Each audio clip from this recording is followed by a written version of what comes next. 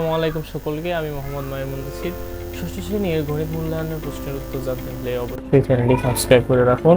আমি চেষ্টা করব দ্রুততম সমস্ত দিতে। ষান্মাসিক সমষ্টি মূল্যায়ন 2024 বিষয় গণিত শ্রেণী সপ্তম। আমরা আজকে তোমাদের জন্য একটা নমুনা প্রশ্ন নিয়ে এসেছি। ইতিমধ্যে তোমরা দেখতে পেয়েছো যে ষষ্ঠ এবং অষ্টম শ্রেণী গণিত পরীক্ষা হয়ে গেছে। এখান থেকে আমরা আমাদের বইয়ের সহযোগিতা এই নমুনা প্রশ্নটি তৈরি করেছি। এখানে তোমরা যেভাবে অসংখ্য অঙ্ক করে এসেছো ওভাবে আসবে না। আপনার তোমাদের বইয়ে কিছু নির্দিষ্ট কাজ দেয়া থাকবে, কাজগুলো থেকে অসংখ্য ধাপে বিভক্ত করে শুধু একটার উপরে ফোকাস করা হবে। আশা করা যাচ্ছে যে তোমরা আমার এই নমুনা প্রশ্নটি সঠিকভাবে অনুশীলন করার মধ্য দিয়ে পরিপূর্ণ ধারণা লাভ করতে সক্ষম হবে এবং পরবর্তীতে সুন্দরভাবে পরীক্ষাটিতে কমন পাওয়ার সুযোগ পাবে। তো আসুন প্রশ্নটিকে দেখা যাক। বাগান তৈরি পরিকল্পনা। এখানে উদ্দীপকটার মধ্যে দেওয়া রয়েছে একটি শিক্ষা প্রতিষ্ঠানের পরিবেশ সুন্দর করার জন্য প্রতিষ্ঠান প্রধান স্কুল আঙ্গিনায় একটি বাগান করার সিদ্ধান্ত নিলেন। বাগানের কিছু অংশ সবজি চাষের জন্য এবং কিছু অংশ ফল গাছ লাগানোর জন্য নির্ধারণ করা হলো। বাগানটির ক্ষেত্রফল কত হবে? চলো আমরা এর সম্ভাব্য একটি পরিকল্পনা করি। কাজ 1। পরিকল্পনার শুরুতেই প্রত্যেকেই খাতা কলম নিয়ে বাগানটি নিম্নরূপ সম্ভাব্য কাগজের মডেল তৈরি বা অঙ্কন করো এবং সবজি ও ফল গাছ বাগানের অংশ দুটিকে পৃথক রং করো। বাগানটির ক্ষেত্রফল নির্ণয় করো। এখানে প্রশ্নটা দেখা দেওয়া হলো। এখন তোমরা প্রশ্নটিকে আরেকবার দেখা যাচ্ছে যে বাগানের অংশ দুটিকে পৃথক করা হবে এবং মোট ক্ষেত্রফলটা নির্ণয় করতে হবে। এখন আমরা উত্তরটা জেনে নিই। এটা হচ্ছে তোমাদের নমুনা প্রশ্নের সমাধান, কাগজের মডেল তৈরি ও ক্ষেত্রফল নির্ণয়। এখানে আমরা সবজি পাশে দিকে রয়েছে ফল গাছ। আমরা সবজি দৈর্ঘ্য রয়েছে সেটা ধরেছে 4 মিটার এবং প্রস্থ সরি দৈর্ঘ্যটা ধরেছে আমরা 9 মিটার এবং প্রস্থটা ধরেছে 4 মিটার এবং একদিকে সবজি অপর দিকে ফল গাছ আমরা ভিন্ন ভিন্ন রং করেছি। ধরি বাগানের দৈর্ঘ্য 9 মিটার, বাগানের প্রস্থ হচ্ছে 4 মিটার। এখন বাগানের ক্ষেত্রফল হবে দৈর্ঘ্য গুণন প্রস্থ অর্থাৎ 4 লং 36। আচ্ছা, যেহেতু ক্ষেত্রফলে একক হচ্ছে বর্গ একক, তাই আমরা ব্যবহার করবো 36 বর্গ মিটার। এটা গেল এই অংশটা। এখন আমরা 2 নম্বর প্রশ্নটা দেখে আসি। কাজ 2। বাগান দুইটি এখানে পৃথক পৃথক ক্ষেত্রফলকে মানে আরেকটু প্রথম দিকে দিই। কর্তৃপক্ষ চায় সবজি বাগানটির দৈর্ঘ্য পরিবর্তন করতে, তাই বাগানটির দৈর্ঘ্য x দ্বারা পরিবর্তন করা হলো। এক্ষেত্রে বাগানটির ক্ষেত্রফলের পরিবর্তন লক্ষ্য করো।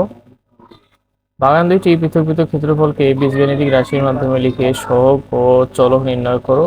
এই পর্যায়ে মনে করো বাগানটিতে পানি ধরে রাখার জন্য একটি গর্ত রাখার ব্যবস্থা করার জন্য বাগানটি 3টি অংশে বিভক্ত করতে হবে, যাতে করে বাগানের সেচ ব্যবস্থা সহজ হয়।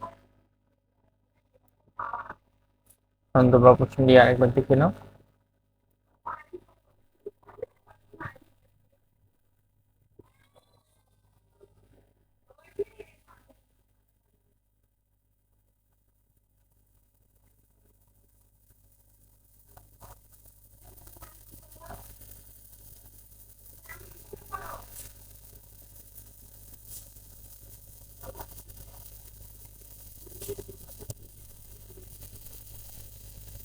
আসো আমরা উত্তরটা জেনে নিই। বাগান দুইটি পৃথক পৃথক ক্ষেত্রফলকে বীজগাণিতিক রাশির মাধ্যমে লিখে সহগ এবং চলক নির্ণয় করতে হবে। এখানে তোমরা দেখতে পাচ্ছ যে আমরা যে সবজি রয়েছে যেটাকে আমরা দুই ভাগে ভাগ করে নিয়েছি, অর্থাৎ আমাদের মোট দৈর্ঘ্যটাকে আমরা চেঞ্জ করে দিয়েছি। সবজির জন্য আমরা দৈর্ঘ্যটাকে ধরেছি x মিটার এবং ফল গাছের জন্য ধরেছি y মিটার।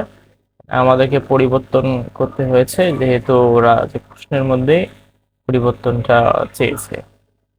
যেমনটা আমরা প্রশ্নের মধ্যে গেলে দেখতে পাই, কর্তৃপক্ষ চায় সূর্য বাগানটির দৈর্ঘ্য পরিবর্তন করতে, তাই বাগানটির দৈর্ঘ্য x দ্বারা পরিবর্তন করা হলো।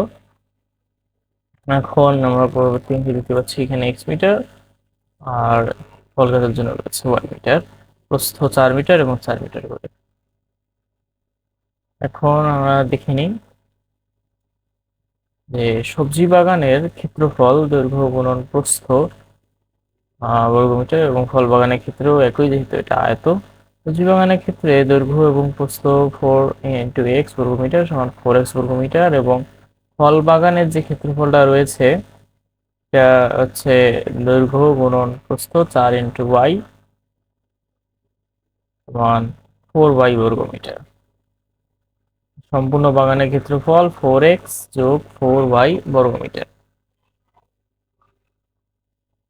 এখানে সহগ 4 এবং চলক আমরা দেখতে পাচ্ছি x এবং y।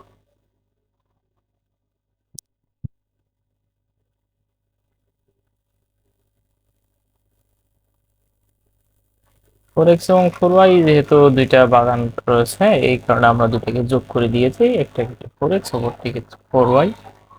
সহগ 4 এবং চলক x এবং y। এই ছিল তোমাদের কাজ 2 এর যে ব্যবস্থাটা, তার নমুনা উত্তর। এবং সব শেষে আমরা যেটা দেখতে পাচ্ছি হচ্ছে কাজ 3, একটা মডেল তৈরি করতে হবে এবং সেচ গুরুত্ব তুলে ধরো। কাজ 2 এ যে সমাপ্তি ঘটছে এটা কেন ঘটছে, কারণ তোমরা দেখতে পাচ্ছ যে বিভাগে ভাগ করা হয়েছে, এতে করে বাগানে সেচ ব্যবস্থা সহজ হয়। বাগানটির মডেল তৈরি করো এবং সেচ গুরুত্ব তা তুলে ধরো।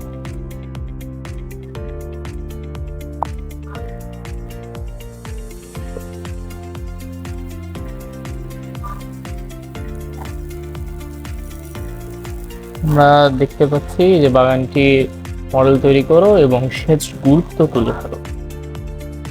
সবজি একটি অংশে, ওদিকে রয়েছে পানি অর্থাৎ সেচের অংশটা, আর এদিকে রয়েছে ফল গাছ।